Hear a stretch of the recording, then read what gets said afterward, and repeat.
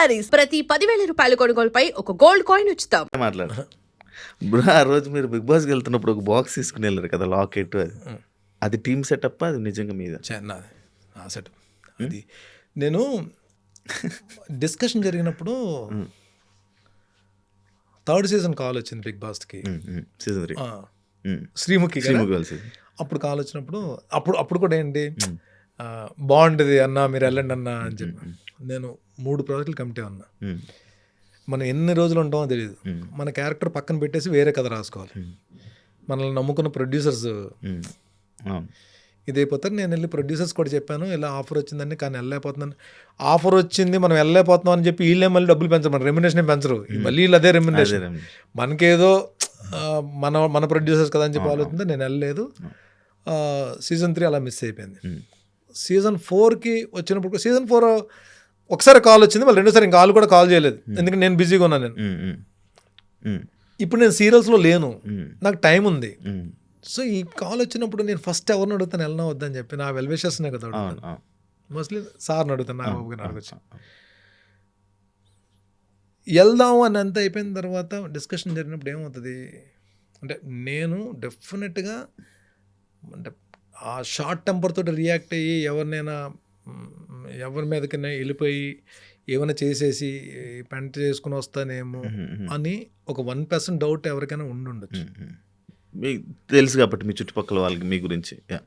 So నేను ఏదైనా నా నా నా నా లైఫ్లో మంచి అయినా చెడైనా ఫస్ట్ షేర్ చేసుకునేది అమ్మతో. కెరీర్ గురించి ఏదైనా షేర్ చేసుకునేది సార్తో, నా ఓవర్ గురించి. వాళ్ళిద్దరు ఏంటంటే నాకు 2 కళ్ళు లాగా. నాకు అంటే విపరీతం నమ్మకం నాకు. ప్లస్ ఏదన్నా సరే డిస్కషన్ చేస్తాను. వాట్ ఐ ఫెల్ట్, నేను వీళ్ళిద్దరిని మిస్ అవ్వకూడదు. నేను ఎక్కడికి వెళ్ళినా సరే లోపలికి వెళ్ళిన ఫోన్ ఉండదు, ఏముండదు.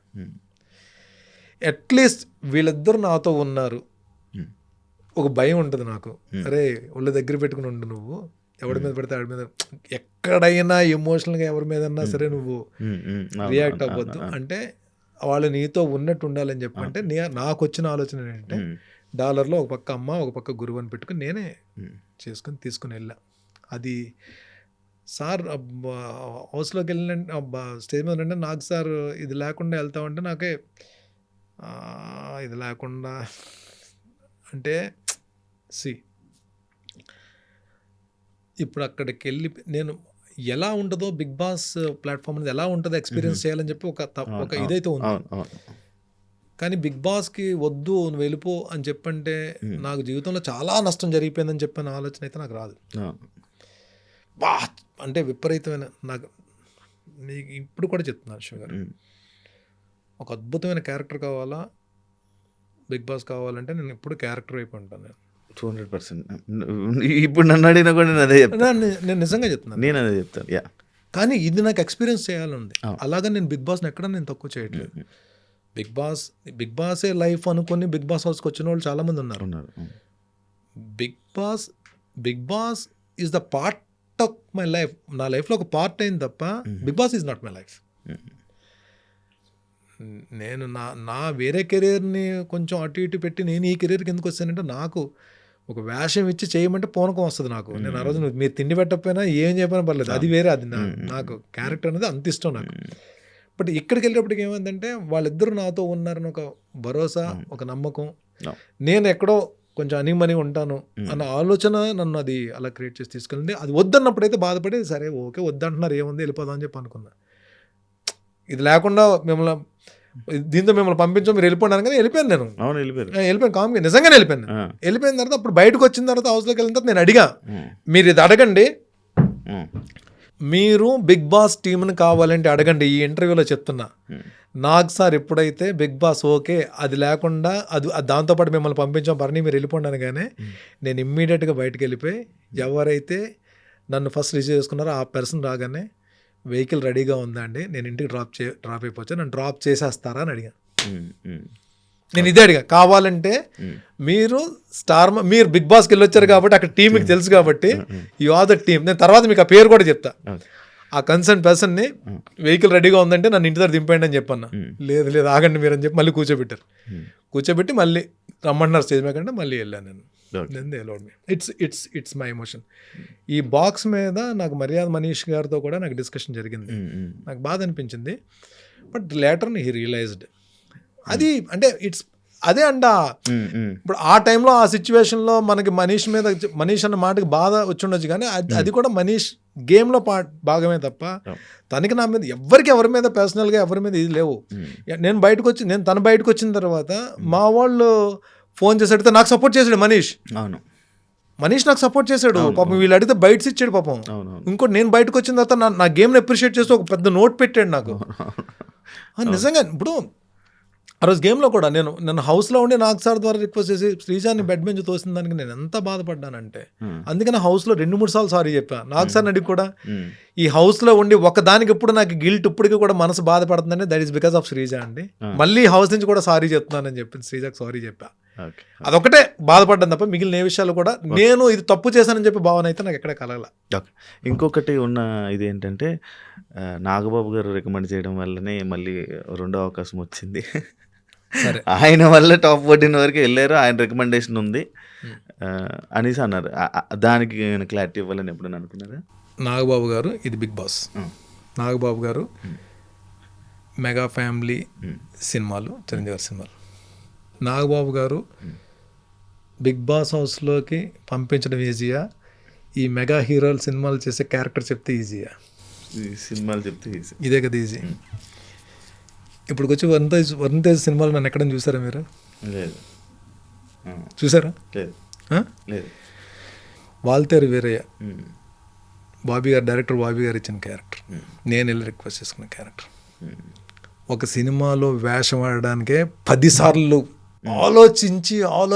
ఆలోచించి ఆయన్ని అడగడానికి కూడా మొహమాటపడి పడి దగ్గరికి వెళ్ళి కూడా అడగడం మానేసిన రోజులు చాలా ఉన్నాయి. మాకు మేముగా ఒక క్యారెక్టర్ సంపాదించుకుని వెళ్ళి సార్ క్యారెక్టర్ వచ్చింది సార్ అని చెప్పండి, ఆయన శభాష్ అని చెప్పంటారు. అస్సలు రికమెండేషన్ కానీ ఒక మాట చెప్పడం కానీ ఇప్పుడు సినిమాలకే జరగనప్పుడు నిజంగా ఆయన మేనేజ్మెంట్ ఒకవేళ నిజంగానే నాగబాబు గారు చెప్పాలని చెప్పండి ఈ పాటికి నేను ఎన్ని సినిమాలు చేసేయాలి. ఎప్పటి నుంచి 2009 నుంచి ఆయనతో ట్రావెలింగ్, 2009 నుంచి 2026 17 సంవత్సరాలు. ఈ 17 సంవత్సరాలు ఎన్ని సినిమాలు చెప్పేసి ఉండాలి ఆయన క్యారెక్టర్లు అయినా? ఎంతమంది హీరోస్ ఉన్నారు ఫ్యామిలీలో, మెగా ఫ్యామిలీలో? సింపుల్ లాజిక్ ఇది. నేను ఎవరో కామెంట్ చేశారు, ఎవరో ఏదన్నారు, లేదా నెగిటివ్గా మాట్లాడారు, వాళ్ళకి నేనేం కౌంటర్ ఇవ్వట్లా. Let them talk. వాళ్ళని ఏదైనా మాట్లాడుకోనండి, అది నేను ఓకే, మీరు ఏదనుకున్నా పర్లేదు, నేను దాని గురించి రియాక్ట్ అవ్వలేదు. ఈవెన్ హౌస్లోంచి వచ్చిన తర్వాత కూడా నన్ను ఆమె నెగిటివ్గా మాట్లాడడం గురించి నేను నెగిటివ్గా మాట్లాడలేదు, కానీ మీరు అడిగారు కాబట్టి చెప్తున్నా. బిగ్ బాస్ హౌస్లోకి పంపించడం ఈజీయా, క్యారెక్టర్లు చెప్పడం ఇది ఈజీ కదా? ఇదే జరగలేదు కదా మాకు, అదేం జరుగుతుంది అసలు? అదే కాకపోతే ఒకటి జరిగింది, రెండోసారి వచ్చేసినప్పుడు సెకండ్ ఎంట్రీకి మాత్రం మళ్ళీ వెళ్ళి అడిగా. సెకండ్ ఎంట్రీ సార్ ఇప్పుడు వెళ్ళడం అవసరమా, వచ్చేసాను కదా సెకండ్ ఎంట్రీ మళ్ళీ వెళ్ళడం అవసరమా అని చెప్పంటే అప్పుడు ఆయన అన్నమాట చెప్తున్నా, ఇది కూడా ఈ 6 వారాల్లో నీకు ఒక ఫ్యాన్ బేస్ వచ్చేసింది, నీకు లోపల ఉన్న నీ క్యారెక్టర్ కానీ ఒకటి అనుకున్న వాళ్ళు నువ్వు వేరే రకంగా ఉన్నావు. ఈ ఫ్యాన్ బేస్ అందరూ కొంత హోప్స్ పెట్టుకున్నారు, వాళ్ళ కోసమైనా నువ్వు వెళ్ళాలి భరణి అని చెప్పి అన్నారు. You have to go for them. Well, ఆయన ఎప్పటికండి మేము ఒక సినిమాలో వేషం చెప్పాలని చెప్పడానికి మాకు నోరు రాదు, అడగడానికి మాకు నోరు రాదు ఆయన దగ్గర.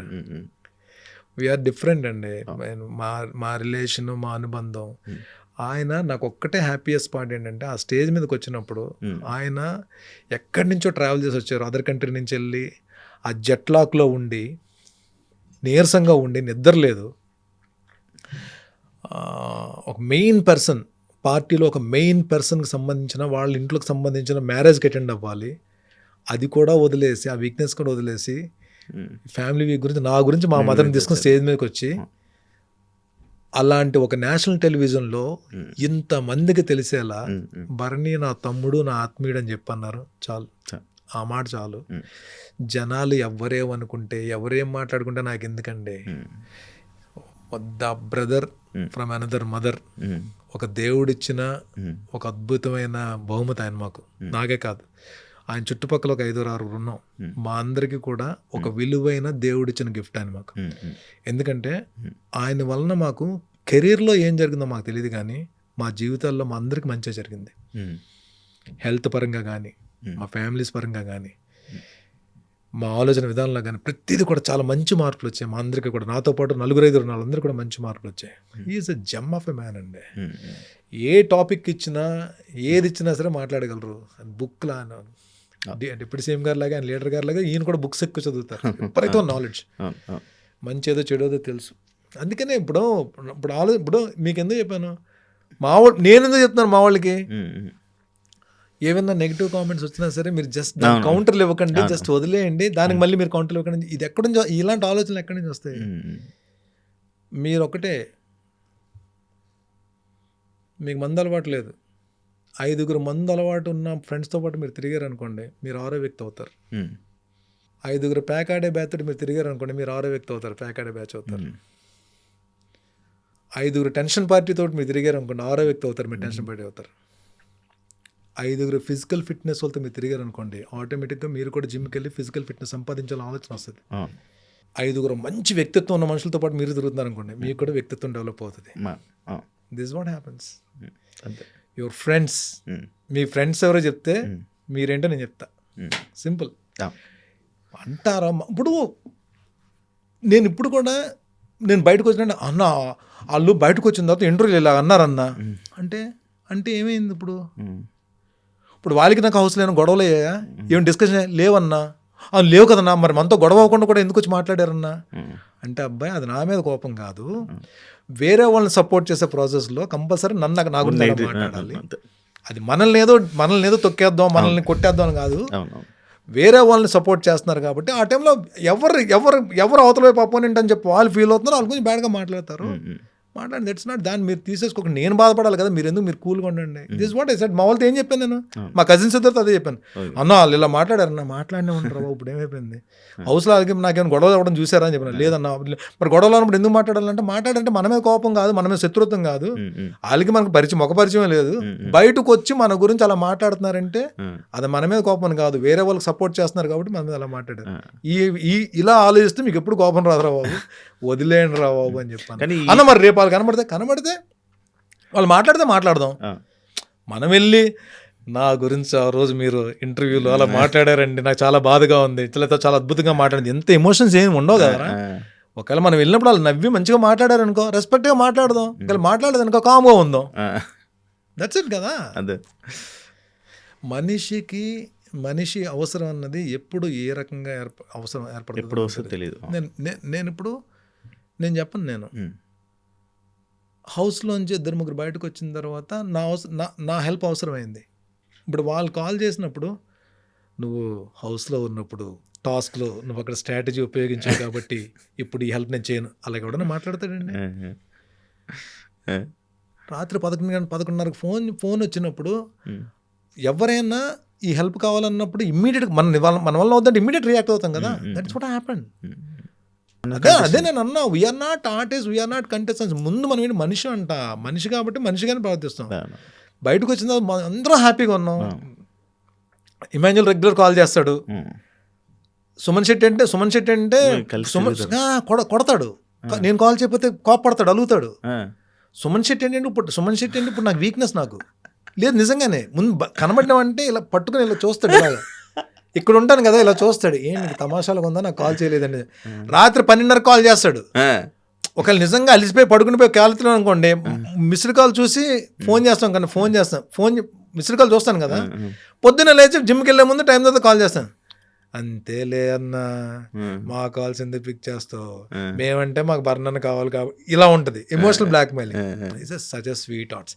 అందరూ 22 మంది బంగారాలండి, అందరు మంచోళ్ళు, ఎవరి కెరీర్ ప్లానింగ్స్ వాళ్ళకు ఉన్నాయి. కానీ అక్కడ హౌస్లో ఏంటంటే ఇంకా తప్పదు, ఇంకా ఒకరినొకరు ఓడించుకుని వెళ్ళాలి కాబట్టి అది గేమే అలాంటి రియాలిటీ షో కాబట్టి ఒక చిన్న మనస్పర్ధలు ఉన్నా సరే ఎండ్ ఆఫ్ ద డే బయటకు వచ్చిన తర్వాత, నేను ఈరోజు చెప్తున్నా, మా కజిన్స్ ఇక్కడ 2 ఉన్నారు, అడగండి. మా కజిన్స్ 2 ఇక్కడ ఉన్నారు, అడగండి. మన నేరేషన్ అవుతుంది కదా, సబ్జెక్ట్ నేరేషన్ అవుతుంది కదా, నేరేషన్ అంతా అయిపోయిన తర్వాత నేను I don't want reveal that name, ఒక కంటెస్టెంట్ పేరు చెప్పి ఈ వ్యక్తికి ఏమైనా క్యారెక్టర్ మీరు ఇవ్వగలరని అడగండి. ఓకే, ఈ వ్యక్తికి ఏదైనా క్యారెక్టర్ ఉంటే సెట్ చేయండి. నేను ఐ డోంట్ పేరు కూడా చెప్పట్లే, ఇవ్వండి ప్లీజ్ అని చెప్పండి. తప్పకుండా బర్నీ గారు నేను మీకు ఒకసారి ఫైనల్ నేరేషన్ అయిపోయిన తర్వాత ఏ క్యారెక్టర్ ఫిట్ అవుద్దో చెప్పి నేను చెప్తానని చెప్పాను. నాకేం అవసరం, లోపల మాట ఇచ్చారు కదా వాళ్ళకి. అంటే అది మాట చాలా మంది చాలా రకాల మాటలు ఇచ్చారు, చాలా రకాలుగా మాటలు ఇచ్చారు. ఇక్కడ అది గుర్తు పెట్టుకుని అంత మనం ఇట్ ఈస్ దేర్. అది చెయ్యకపోయినా సరే నాకు ఇప్పుడు మీరు ఇప్పుడు నేను వచ్చానని ఏమన్నా ఎక్కడైనా నాకు ఏమో ఒక అవకాశం ఉంటే ఒక మాట వేస్తానని నేను చెప్పాను. డెఫినెట్గా అది మాట పడుతుంది, ఎక్కడో దగ్గర పడుతుంది, ఆ అవకాశం రావాలి. ఇది నేను ఏమంటానంటే అక్కడది అయిపోయింది, అది వదిలేద్దాం అంట. మళ్ళీ మనందరం వన్స్ ఇన్ ఏ వైల్ పాప అమ్మాయి దివ్య కాల్ చేస్తుంది, సంజన గారు కాల్ చేస్తారు, వాళ్ళందరూ టచ్లో అందరూ సరదాగా మంచిగా మాట్లాడుకున్నాం. We are good, we are very good, మంచి గ్రూప్ ఉంది. ఇప్పుడు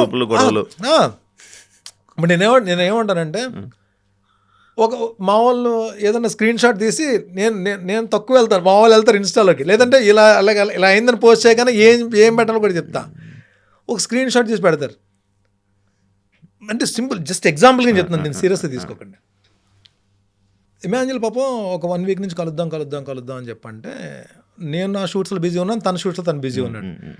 మొత్తానికి ఒక టైం సెట్ అయింది, ఇమాన్యుల్ నేను కలుద్దాం అని చెప్పి ప్లాన్ చేసుకున్నాను.